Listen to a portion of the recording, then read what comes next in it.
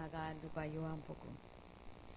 그 네 개의 복음서가 똑같은 이야기를 하고 있는 게 있는데, 오늘 우리가 조금 전에 읽은 예수님께서 거의 마지막 순간에 예루살렘에 들어가셔서 성전을 청결했던 이 이야기는 마태복음, 마가, 누가, 요한복음 이렇게 네 군데에서 모두 등장을 하고 있습니다.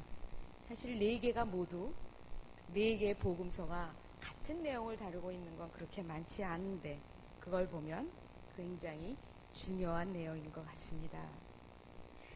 마태복음은 모두 28장으로 되어 있는데 그 중에서 1장부터 20장까지는 예수님이 어떻게 태어나셨고 어떤 일을 하셨고 무슨 말씀을 하셨는가라는 것을 주로 기록한 반면에 21장부터는 아주 심각하게 예수님께서 예루살렘에 들어가시면서 어떻게 죽음을 맞이해야 되는지 그리고 어떻게 부활하셨는가, 아마도 복음서에서 가장 중요한 그런 복음의 메시지를 담고 있습니다. 그런데 오늘 읽은 이 마태복음 21장은 평상시 예수님께서 우리에게 보여주셨던 모습과는 완전히 다른 모습입니다. 지금까지 예수님께서는 만나는 사람마다 병을 고쳐주시고 위로의 말씀을 해주시고 그리고 언제나 친구 같은 그러한 다정한 사랑이 많으신 예수님 친구였습니다. 그런데 예수님은 이 성전에 들어오시자마자 늘상 예배드리고 제사드리고 거기서 가르쳤던 그곳에서 갑자기 예수님은 이 성전에 들어와서는 그 성전 안에 있는 수많은 돈을 바꾸는 사람들 그리고 여러 가지 장사를 하는 사람들과 그곳에 있는 사람들의 모든 장사에 필요한 것들을 전부 다 엎으시고 그리고 그들을 향해서 강도의 소굴이라는 굉장히 심한 말을 하셨습니다. 성경 어디에서도 예수님의 이런 모습은 찾기가 참 어렵습니다. 예수님에게 가시관을 씌우고 창으로 허리를 찔러도 그리고 예수를 비웃어도 저들을 향해 용서해달라는 예수님의 모습과는 아주 다른 모습입니다. 예수님은 왜 이렇게 화를 내고 거칠게 행동할 만큼 이렇게 지독한 욕설을 퍼부었을까요? 그것은 바로 성전 때문입니다. 구약 성경에서 예수님이 아마 살았던 시기가 아마도 주후 30년에서 33년 그 무렵에 십자가양에서 돌아가시지 않았을까 생각합니다. 그래서 우리는 보통 구약 시대라고 하면 AD 0년 그 전까지를 구약 시대라고 하는데 예수님과 예수님의 제자들은 그런 구약적인 사고방식으로 행동으로 그들은 살았는데 도대체 이 시대 사람들에게 있어서 성경이란 어떤 곳이기에 이렇게 예수님이 화가 났을까? 도대체 거기서 일상을 살아가는 사람들에게 못 쓸 일을 하는 것처럼 온 장사를 전부 다 거두어 치셨을까? 이 당시의 성전은 하나님이 거주하시는 곳입니다. 물론 신약 성경을 보면 이 성전이라는 의미가 바뀌어집니다. 그 이유는 성전이 없어집니다. 로마에 의해서 성전이 파괴되면서 성전이 다시 눈에 보이는 가시적인 건물이 아니라 교회가 되고 사람들이 모이는 교회가 되고 무엇보다도 우리 한 사람 한 사람 성도들이 교회라는 다른 이해를 갖고 있습니다. 그러나 예수님 시대 당시까지 이 성전은 하나님의 집이요 그리고 누구도 함부로 성전을 드나들 수 없는 거룩한 접근하기 어려운 곳입니다. 심지어는 대제사장도 지성소에 1년에 딱 한 번 갈 수 있고 보통 남자들도 지성소나 성소 안에는 들어갈 수 없고 성전 뜰 안에만 들어갈 수 있을 정도로 성전은 누구나 함부로 들어갈 수 없는 곳입니다. 그곳은 하나님이 계시는 곳이기 때문에 아주 거룩한 사람들만 거기에 머물 수 있었고, 그리고 누구도 함부로 그것을 할 수 없는 것이었습니다. 이 성전을 건축한 사람은, 처음으로 건축한 사람은 주전 10세기의 솔로몬이었습니다. 물론 솔로몬의 성전이 파괴되어서 나중에 보수 공사한 사람은 헤롯 대왕이었습니다. 그러나 원래는 솔로몬이 이 성전을 지었습니다. 무려 7년 동안 성전 공사를 마친 후에 솔로몬이 하나님께 이 성전을 봉헌했을 때 하나님께서 솔로몬에게 나타나셨습니다. 그리고 이런 약속을 해주셨습니다. 우리가 역대하 7장 12절부터 16절을 보면 여호와께서 이 솔로몬에게 어떤 이야기를 했는지 우리가 읽어볼 수 있습니다. 거기에 보면 12절에 내가 이곳을 택하여 내게 제사하는 성전을 삼았다. 그리고 14절 보면 내 이름으로 일컫는 내 백성이 그들의 악한 길에서 떠나 스스로 낮추고 기도하며 내 얼굴을 찾으면 내가 하늘에서 듣고 그들의 죄를 사하고 그들의 땅을 고칠지라. 15절에 이제 이곳에서 하는 기도에 내가 눈을 들고 귀를 기울이리니. 16절 이는 내가 이미 이 성전을 택하고 거룩하게 하여 내 이름을 여기에 영원히 있게 하였습니다. 내 눈과 내 마음이 항상 여기에 있으리라. 성전은 하나님이 거하시는 곳입니다. 이렇게 솔로몬이 지은 성전은 이스라엘 사람들에게 있어서 하나님이 계시는 곳이요, 그리고 그들의 소원을 간절히 알리는 곳이요, 그들의 죄악을 하나님께 용서를 구하는 그러한 곳이면서 자신을 낮추고 자신의 것을 드리고 죄를 용서받고 하나님의 뜻을 찾고 하나님을 만나는 곳이 바로 성전이었습니다. 그렇게 지어졌던 성전, 그렇게 성전이 이스라엘 모든 사람들에게 가장 중심적이고 깨끗하고 거룩하고 그들의 모든 문제를 해결할 수 있는 곳이 바로 성전이었는데, 사람들은 변하기 시작합니다. 역사적인 환경도 바뀌어지기 시작합니다. 우리가 잘 아는 대로 주전 10세기에 예루살렘 성전이 지어졌는데 주전 6세기 약 400년 만에 바벨론의 왕 느부갓네살이 유다 예루살렘을 침입하고 성전을 부수고 유대인들을 포로로 끌고 갔습니다. 그리고는 이스라엘 사람들은 바로 그 바벨론에서 70년 만에 파사왕, 페르시아의 왕 고레스에 의해서 다시 귀환하고 성전을 다시 짓게 됩니다. 이스라엘 사람들은 너무너무 행복했습니다. 부서졌던 성전을 다시 짓고 이제는 성전을 중심으로 해서 우리가 옛날 다윗과 솔로몬처럼 그렇게 아주 번성하는 강국이 되겠다라고 꿈을 잔뜩 썼지만 그 꿈은 이루어지지 않았습니다.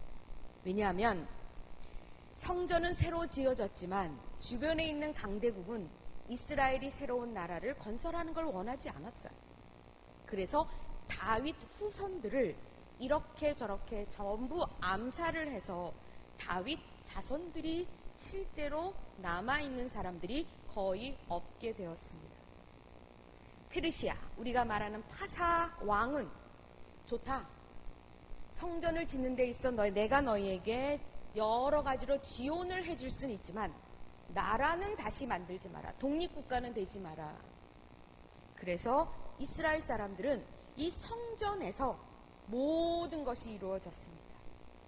생각해보면 괜찮다라는 생각을 할 수 있을 겁니다. 왜냐하면 성전이 중심이 되어서 모든 사람들은 더욱더 성전에 자주 들락거리게 되고 더욱더 열심히 제사를 드리게 되고 성전이 가장 이스라엘 사람들에게 있어 중심 장소로 되는가 싶었는데 이상한 일들이 벌어지기 시작합니다. 뭐냐면 이 성전에 이제 왕이 없으니까 이 성전의 최고 지도자가 누구냐면 대제사장입니다. 옛날에는 왕도 있었고 대제사장이 있었을 때는 이 대제사장은 종교적인 힘만 갖고 있었는데 이제는 왕국이 없어지면서 이 성전은 단순히 종교적인 중심지가 아니라 정치와 경제와 문화와 종교의 모든 핵심 장소가 바로 성전이 되었습니다. 그러다 보니까 가장 힘이 있는 대제사장과 제사장들은 어떠한 모습을 하고 있을까? 여러분, 상상할 수 있죠. 한 가지 권력이 아니라 모든 권력을 갖고 있는 대제사장들은 이제 서서히 권력과 힘을 발휘하기 시작합니다. 이제 성전은 단지 하나님이 계시는 그곳이 아니라 성전에서는 모든 권력과 재물과 그리고 힘을 발휘하고 힘이 중심이 되는 장소가 되었습니다. 대제사장은 최고의 종교 지도자가 아니라 그 종교의 힘만 갖고 있는 게 아니라 정치와 경제의 수장이 되었습니다. 모든 힘을 다 갖게 되었습니다. 세계에 흩어져 있던 유대인들은 가장 중심지인 성전에 몰려들기 시작했습니다. 그러자 몰려들면서 점차적으로 이 성전에서는 이 주변에서 오는 수많은 유다인들에게 편리한 점을 제공해야 했습니다. 그래서 돈 받고 드는 사람이 있어야 되고 또 외국에서 동물 제사를 드리기 위해서 동물을 끌고 올 수 없으니까 동물 파는 사람이 있어야 하고 그래서 돈 바꾸는 환전소, 양과 소를 사야 하는 그런 매매 장소 이것이 성전 중심의 일종의 중요한 자리가 되었습니다. 그래서 성전은 예배하는 장소만 존재하는 게 아니라 복합 쇼핑몰이 되었습니다. 요즘에 백화점 가면 모든 것을 거의 다 할 수 있습니다.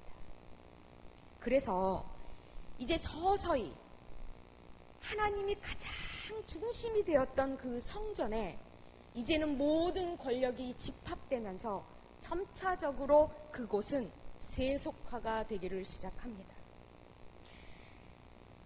느헤미야 13장 19절부터 21절을 읽어보면 느헤미야 시대에 바로 성전이 새로 개보수된 이후의 일들을 이 느헤미야 13장이 얘기하고 있습니다. 안식일 전 예루살렘 성문이 어두워갈 때에 내가 성문을 닫고 여기서 내가는 느헤미야입니다. 안식일이 지나기 전에는 열지 말라 하고 나를 따르는 종자 며칠 성문마다 세워 안식일에는 아무 짐도 들어오지 못하게 하였다. 다시 얘기하면 왜 이런 일들이 금지했을까? 더 많은 이익과 더 많은 길게 장사하기 위해서 안식일에도 사람들은 안식일을 지키지 않고 예루살렘 성 안으로 모여들었습니다. 그래서 장사꾼들과 각양 물건 파는 자들이 한두 번 예루살렘 성 밖에서 자요. 왜냐하면 자기 집으로 가면 가고 오는 시간이 너무나 걸리니까 안식일이 끝날 때에 얼른 장사하려고 안식일에는 성 밖에서 잠을 자다가 그래서 안식일이 끝나는 그때의 타이밍을 맞춰서 얼른 예루살렘 들어와서 좋은 자리를 마련해서 거기에서 장사하는 일들이 느헤미야 시대에 있던 일들입니다. 그래서 느헤미야가 이렇게 얘기합니다. 너희가 어찌하여 성 밑에서 자느냐? 다시 이같이 하면 내가 잡으리라 하였더니 그 후부터는 안식일에 그들이 다시 오지 아니하였다. 느헤미야는 제사장이 아니에요. 총독이에요. 총독이 보았을 때도 해도 너무한다고 하니까 총독의 이름으로 장사를 막았던 일들이 바로 느헤미야 시대에 있던 일이었습니다. 성전은 더 이상 하나님의 거룩한 집이 아니라 성전에서 하나님을 만나는 곳이 아니라 성전에만 가면 돈을 벌 수 있고 성전에서 자리를 차지하면 힘과 권력을 가질 수 있고 이익을 가질 수 있는 그런 사람들의 집합 장소가 되고 말았습니다. 이런 일들이 계속되어 오면서 주전 2세기에는 성전의 모든 힘을 가진 대제사장의 권력이 얼마나 셌는지 대제사장의 이 성직을 서로 돈을 주고 파는 성직 매매가 일어났습니다. 여러분 신약 성경을 읽어보면 대제사장이라는 말이 단수로 안 나오고 복수로 나와요. 원래는 대제사장은 한 명만 있어야 되는데 신약 시대에 가서는 한 명이 아니라 3명, 4명 마구 생깁니다. 로마에 의해서 지배를 받고 있는데 로마에게 돈만 주면 누구든지 대제사장이 될 수 있는 성직을 매매할 수. 왜냐하면 대제사장만 되면 한몫을 챙길 수 있는 그러한 권력이기 때문이었습니다. 어쩌면 예수님이 그 장면을 보고 환전수라든가 아니면 환전하는 그러한 장사꾼이라든가 아니면 소와 양을 파는 사람들은 죄가 없어요. 늘 해오던 수백 년 동안 해오던 일을 오히려 주변에 있는 사람들을 위해서 편의를 제공하는 그런 사람들이어서 예수가 왜 저러나 라고 아마 생각을 했을 겁니다. 우리가 흔히 하는 말, 이거는 관행적으로 해왔던 일입니다. 이거는 우리의 관습입니다라고 이야기를 하고 반항할 수도 있는 열이었지만 예수님은 자신이 이제 일주일 안에 죽게 되는 이때에 마지막으로 성전이 어떻게 되어야 되는가를 보여주고 싶었던 겁니다. 느헤미야 시대와 비슷한 시간에 쓰여진 이사야서 56장에 이런 말씀이 있습니다. 우리가 아까 읽은 이 마태복음 21장의 이야기는 바로 이사야서 56장의 이야기를 다시 재인용한 겁니다. 이사야서 56장 7절. 우리 다 같이 한번 이 본문을 읽어보면 어떨까 싶습니다. 내가 곧 그들을 나의 성산으로 인도하여 기도하는 내 집에서 그들을 기쁘게 할 것이며 그들의 번제와 희생을 나의 제단에서 기꺼이 받게 되리니 이는 내 집은 만민이 기도하는 집이라 일컬음이 될 것입니다. 여러분 요즘에 8시, 저녁 8시와 9시 보면 우리가 주요 뉴스가 나오는데 저는 볼 때마다 가슴이 찰컹처럼 내려앉을 때가 있습니다. 뭐냐면 이 세상이 어떻게 돌아가는가에 대한 뉴스가 나와야 되는데 이제는 그 뉴스만이 아니라 이 사회가 교회를 염려해서 교회 뉴스를 하고 있는데 좋은 이야기가 아니라 참으로 부끄러운 이야기를 많이 하고 있습니다. 그 중에 한 스토리를 여러분이 이미 알고 있는 이야기예요. 언론에서 들은 이야기입니다. 본 이야기입니다. 서울의 한 대형 교회가 아니라 초대형 교회의 재직회 상황이 인터넷에 뜨게 되었습니다. 교회 예배당을 짓는 그러한 재직회를 하고 있는 그런 상황에서 설계에 관한 문제가 법적으로 문제가 되었습니다. 그래서 이걸 어떻게 하면 좋겠는가라고 하는 이런 토의가 있었습니다. 이날 결론은 법적으로 문제가 있지만 그냥 밀어붙이자. 이게 결론이었습니다. 그런데 참으로 놀라운 것은 이때 최종적인 결론을 지은 담임 목사가 이런 이야기를 합니다. 우리 교회의 장로와 집사들이 이 구청에 얼마나 많습니까? 우리가 하면 하는 것입니다. 세상 법이 있으면 우리는 하나님 법이 있습니다. 세상 법이 있으면 우리는 하나님 법이 있습니다. 저는 목사님에 대해서 좋지 않게 얘기하는 것이 내 발등 찢는 것 같아요. 사실 그렇게 마음이 편하지 않습니다. 그런데 세상 법이 있으면 우리는 하나님 법이 있다라고 뚫지 말아야 할 지하도를 찾아서 지하철에서 바로 자신의 교회로 들어오는 그러한 설계를 불법으로 했습니다. 얼마 전에 대법원에서 판결이 났지요. 원상복귀해라. 그 비용이 지금 시가로 300억이 든다고 합니다. 그 교회를 지는데 수천억이 들었죠. 300억을 교인들이 헌금해서 원래 설계도로 고치지 않으면 그 교회는 이제 법정에 서게 됩니다. 법을 어기면서 하나님의 이름을 들먹이고 있는 것이죠. 교회를, 성전을 강도의 소굴로 만드는 행위였습니다.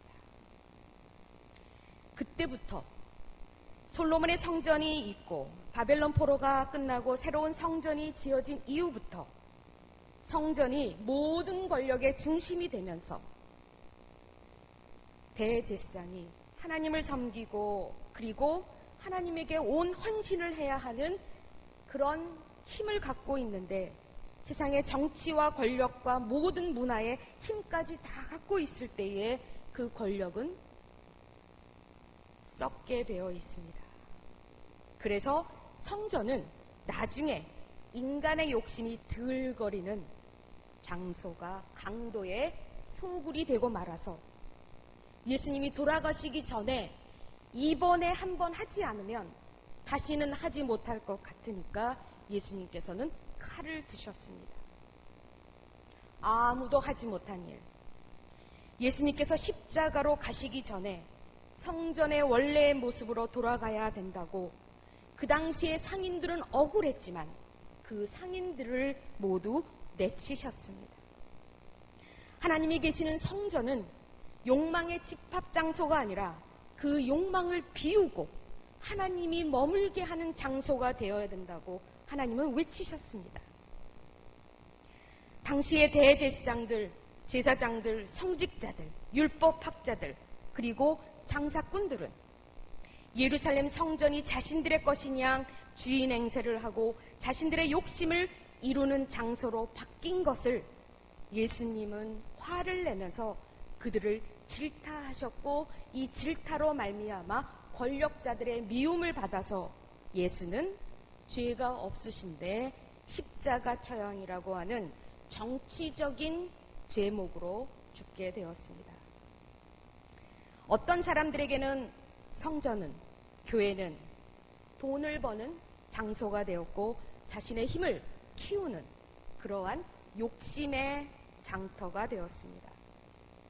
말씀과 기도와 성령과 주님의 임재 따위는 그렇게 중요하지 않는 하나의 액세서리에 불과하고 말았습니다.